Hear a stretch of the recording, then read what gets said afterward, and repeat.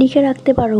এতে তুমি সেই কাজটা করার প্রতি আরো আগ্রহী হবে। এভাবে যখন নিজের টাস্ক কমপ্লিট করতে পারবে তখন নিজেকে পুরস্কার দিবে। তুমি কি সত্যিই বদলাতে চাও? তাহলে আজ থেকে একটা ছোট অভ্যাস শুরু করো। কমেন্টে লিখে জানাও তুমি কোন অভ্যাস বদলাতে চাও। তোমার যদি মনে হয় আমি অনেক সময় নষ্ট করে ফেলেছি, এটা একদম ভেবো না। মনে রেখো, সময় কখনোই নষ্ট হয় না যতক্ষণ না তুমি শুরু করো। আজ থেকেই নতুন করে শুরু করো।